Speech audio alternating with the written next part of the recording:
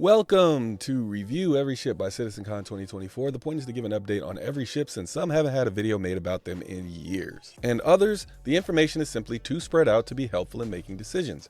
Remember, digital ships aren't imaginary, digital ships are imagine-necessary. A quick shout out to my Jonin Ninja member Radium TX and my Chunin Ninja members Whack on Your Sai, Rage 1, and Scorpio King 3. And of course, all of my other members who are all listed at the end of the video. Membership is never required, but always appreciated. Every month we do a giveaway to give back to this wonderful community. This month's giveaway prize has yet to be determined, but it's going to definitely be a ship that I've never given away before. To enter the contest, make sure you're subscribed to Billionaire Ninjas. Leave a comment on at least one video and like or dislike a video. Winners have 2 weeks to claim their prize. Members collectively have a 25% chance of winning just for being members. So if you're subscribed, consider hitting that join button. And if you're not subscribed, I appreciate you hitting that subscribe button. For the full giveaway details, make sure you visit our Billionaire Ninjas Discord or our social media at Ninjas Leap. Now back to our regularly scheduled programming. Today we continue with the Esperia manufacturer. We have reached the Esperia Talon series, and it has one variant. We have the Talon base, which is 115 standalone, 100 warbond, and was 90 at concept. Cost about 3.3 million in game. The Shrike, 115 standalone, 100 warbond, was 90 at concept. Cost about 3.3 million in game, so same price. The Talon series is time limited for purchase. I haven't been able to find these for rent, so I'm assuming these ships are not available to rent in game as of 3.23.1a. For the sake of clarity, I will call each of these by their unique names, so I'll list them as the Talon will be the Talon base, and the Talon Shrike will be the Shrike. This ship is a recreation of the Tavaran Talon by Esperia. The Talon is the Tavaran equivalent to the Aegis Gladius or Vandal Blade, a single-seat combat ship. The Talon is the perfect example of the Tavaran way of building a spaceship. Maneuverable, with powerful directional phalanx shields, but weak physical armor, as the Tavaran way of war was to strike first and strike hard, before using their phalanx shields to cover their escape. The Esperia Talon Shrike is a variant of the basic Talon strike craft that trades in larger weapons and a lot more missiles. Using its maneuverability and directional phalanx shields, the Talon Shrike delivers its missile payload quickly on target before evading pursuit. The stealth fighter we deserve. Let me be clear. You are entitled to nothing. You are entitled to nothing.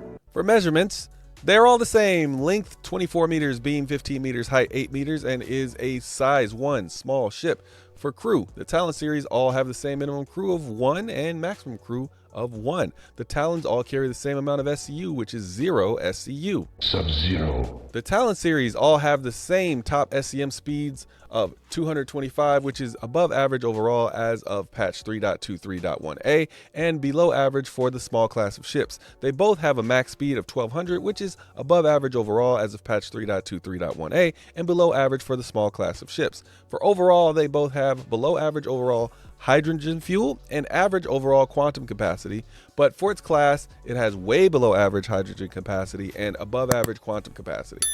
For maneuverability, the Talon series is way above average overall as of 3.23.1a, and as far as the small class of ships, it is above average for its class. For weapons, the base comes stock with 2 size 4 laser cannons and 4 size 2 missiles divided evenly between 2 missile racks. The Shrike instead comes stock with 2 size 2 laser cannons and 24 size 3 missiles divided evenly between 2 missile racks. For ship parts, they both have the same parts. 1 small radar, 1 small computer, 1 small power plant, 2 small coolers, 2 small shield generators, 2 small fuel intakes, 1 small fuel tank, a small quantum drive, a small jump module, and 1 small quantum fuel tank. The hull HP for the entire series has 18,700, which is slightly below average overall, but it is the best in its small class. The shields on both of the Talon are the Soldrath military grade C shields, which are bubble type shields. The shield pool is about 3,000 and it regens about 134 HP per second. For quantum capability, the entire series comes with the Drift military grade C quantum drives. It travels 20 million miles in about 3.5 minutes, and has a range of 40 gigameters. The quantum ratings for these ships is planetary, which means you will be able to travel to another planet in the solar system one way, but you will need to refuel when you get there, or maybe even once along the way.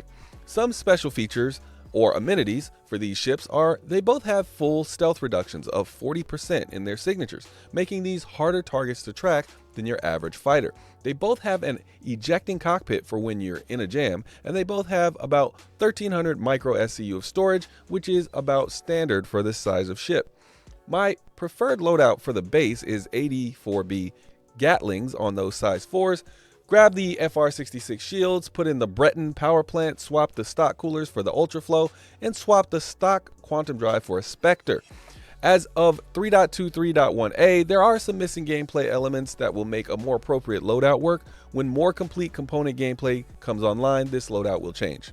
For the Shrike, the loadout is much more simple, all stealth grade A parts, because surprise is your best friend in this thing. However, in the 3.23.1a patch, your power plant and shields don't add to your signature, so you can go ahead and grab the Breton and Ultraflow until that comes online the same way you did in the base loadout. Now it's time to rate this ship, a rating I rate from 1 to 10. My 1 is only buy if you have a unique reason that is specific to you or because you like the looks of this ship. My 10 is if you have the money, this ship is almost guaranteed to be useful to you in the game. A 1 doesn't mean the ship is useless or ugly, and a 10 doesn't mean that the ship is perfect. Just remember, this is just our rating. Please give us yours in the comments down below, and we will listen to them. As long as you look in the mirror and ask, am I just commenting or am I being a jerk? The answer might surprise you. My rating for this ship is, of course, going to be handed out based on which variant we're looking at. The base is a 6. The Shrike is a 6. Let's start with what I like about these ships. I love the looks of both of these. These are among the higher ranks of best looking alien ships, if you ask me, but don't take my word for that because I'm partial to the Esperian and Tavaran alien aesthetic.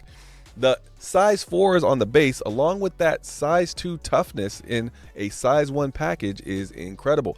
That toughness also applies to the Shrike, which can queue up 4 missiles with 2 different types while staying in stealth mode and has 24 missiles to do damage. Both these ships also fly amazing in atmosphere. Now, what are the issues for the base? Well, it's mainly got 4 issues: the price, the maneuverability, the existence of the Arrow, and the existence of the Gladius. The price and existence of those ships can be talked about in tandem. The Gladius is $25 cheaper, and I'm not convinced that I'm getting $25 more value, but to be fair, the concept price was on point at $90. The Gladius swaps the 2 size 4s for 3 size 3s, which is basically a wash. The Gladius adds 2 size 3 missiles, but loses the stealth ability and has less than half the HP. In this situation, I like the Talon, but at the same price or maybe $10 more, but definitely not $25. The Arrow, on the other hand, is $40 cheaper, making that price make even less sense, because the things that make light fighters formidable are all much better in the Arrow, which is the loadout, the speed, and the maneuverability. The main thing I would give to the Talon is that it's stealthier, but barely, and that's without adding any stealth parts to the Arrow, not to mention the Arrow is significantly smaller, which means a smaller cross-section. Now, what are the issues for the Shrike? It's mainly 4 issues, the same as with the base: the price, the maneuverability, the existence of the Fury MX, and the existence of the Saber Firebird. The price and maneuverability issues are the same as the base, but maneuverability on missile-based ships is a little less important. The biggest issue is the Fury MX is less than half the price, meaning I can bring 2 and have more total missile firepower. Then the Firebird, albeit at a cost of $60 more, becomes your in-game ship because it's the stealthiest ship in the game. It has more total missile damage output, and it can launch 6 missiles almost instantaneously, meaning your surprise attack will be much more devastating. Not to mention the Firebird is tougher and faster, albeit less maneuverable and with a larger cross-section. It's like the Shrike is trying to be the happy medium between the Fury and the Firebird, and it just misses the mark. So how would I fix these ships? I would give the base better yaw speed and make it the most maneuverable ship in its class, with the Shrike a close second, maybe tied with another ship. I would add a second power plant to the Talon and keep the stock weapons with larger capacitors, or trade them for stock ballistics. I would give the Shrike the ability to fire off at least 2 missiles at a time and make the weapons ballistic stock. For both, I would drop the IR signature by however much is necessary to get it as close to 6,000 as you can before switching out parts for ballistics or stealth parts, meaning I should be able to go even lower if I put on those stealth parts. So who's the base for? It seems to me to be a more defensive version of the Gladius, so I would say it's for the Gladius pilot who takes a little longer to put down their opponent and would prefer to stand and fight a bit more, but also who want to get the first shot in to weaken the opponent. So who is the Shrike for? It's for people who like the Fury MX but need weapons in case their missiles don't put down the target as quickly as they thought, which is most of the time. It's for also people who think the Firebird is too expensive or don't need the stealth element as much. So why are both of these a 6? Mostly because when you look at the Talon base and Shrike in a vacuum, they are incredible little fighters that are just a bit shy of greatness. It's only when you look at other ships in their categories that their light begins to dim a bit. And that's why I think 6 is a solid score, because I think my 6 score is one of those scores that kind of shows this is a good ship. If you bought it, you shouldn't be upset. But just know that there's going to be a slightly better ship out there. I imagine using the base as a secure personal transport ship from point A to point B in the more dangerous systems outfitted with all military gear for speed, as well as a quick reaction force protection in atmosphere. The Shrike I would use for stealth gameplay when I need a stealth ship that can also keep up with most light fighters, one that can fit into a hangar where the Saber Firebird won't. However, they are both nearly the same length, so that won't be often. I know you're here for our rating, but if you really want a ship, go buy it. We won't stop you. Or even better, all ships can be earned in-game once the game releases, and some you can purchase in-game right now. These are just our ratings, but when you spend, it's your money. My opinion, the Talon base is the way to go if you want to switch up from the Gladius and the Arrow. I think once balancing is all said and done, it will be better than both. The Shrike, on the other hand, is slightly harder to sell because the Firebird nearly nuked its existence. But I think balancing will bring the Shrike where they need to be. Even after that balance, because of how cheap these both are in-game, unless you're rocking a bumper sticker that says Esperia for life, I would say these are both earn in-game for me. All right, that is it for this one. Thanks for spending your time with us. I'll see you in the next one. Peace, and shout out to the members.